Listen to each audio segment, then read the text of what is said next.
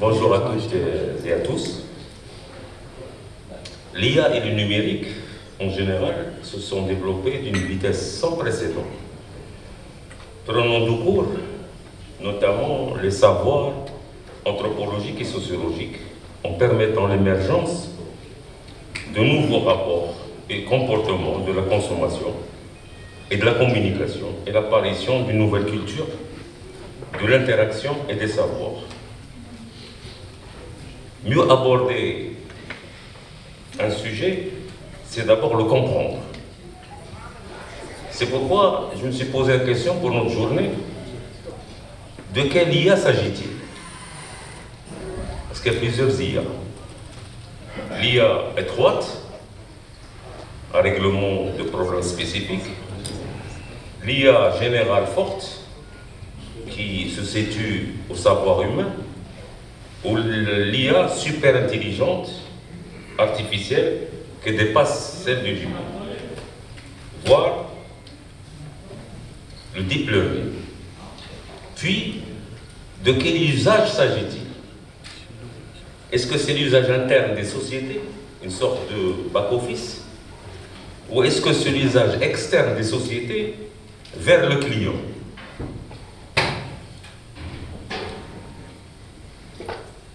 L'IA,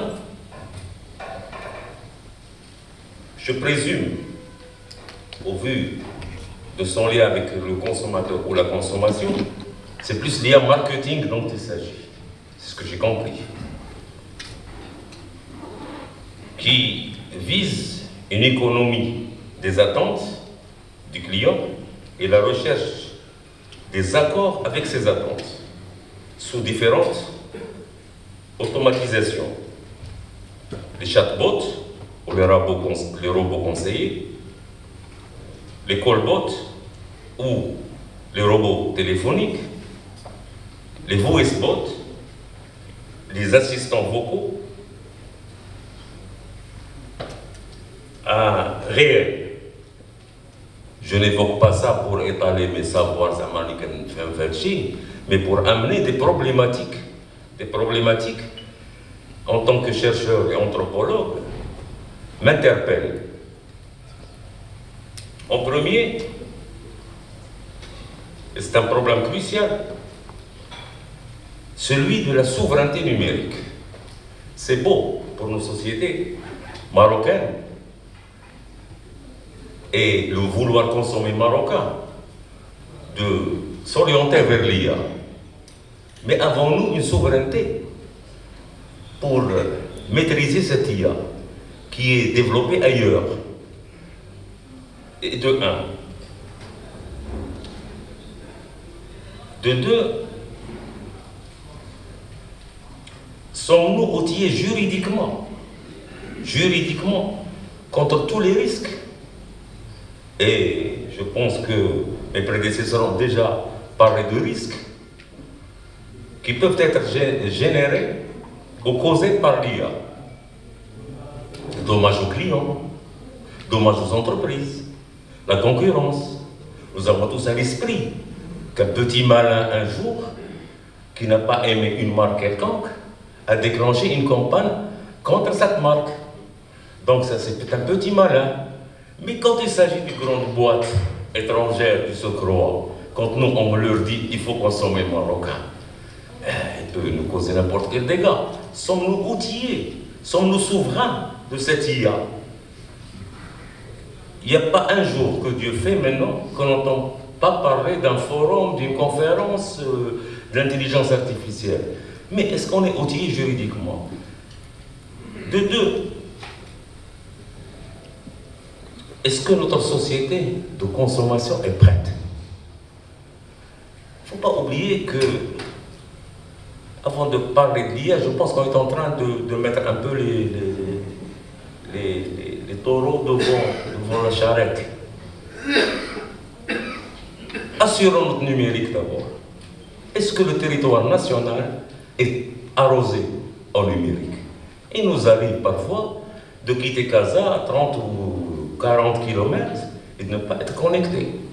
De un. De deux, Est-ce que tous les Marocains disposent de cet outil? Je ne crois pas. Et quand ils disposent d'un smartphone, ça ne veut pas dire qu'ils maîtrisent la chose. Ma crainte, c'est que le numérique et l'intelligence artificielle vont créer deux problèmes majeurs.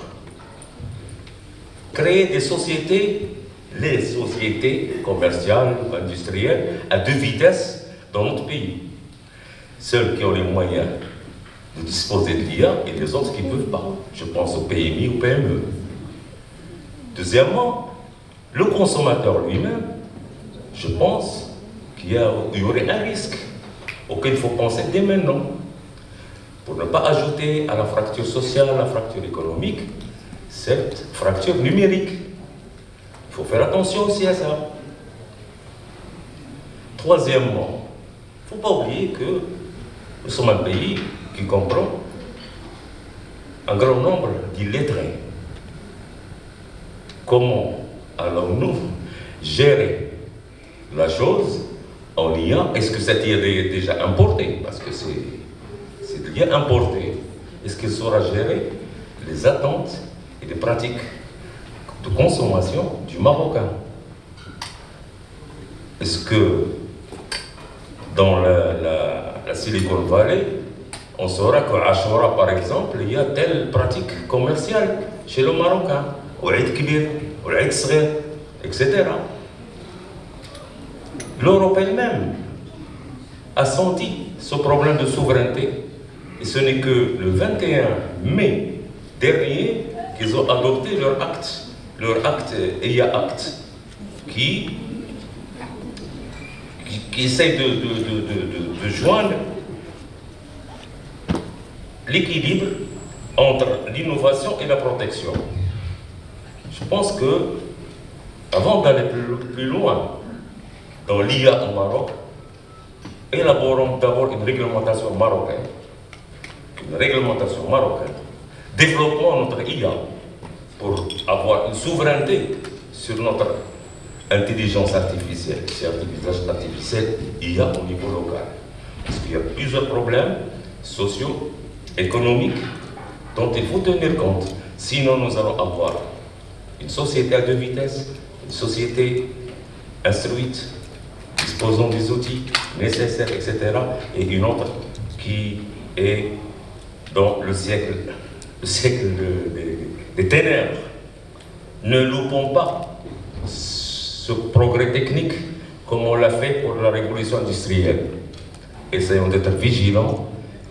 Ne loupons pas cette révolution technologique. Et merci.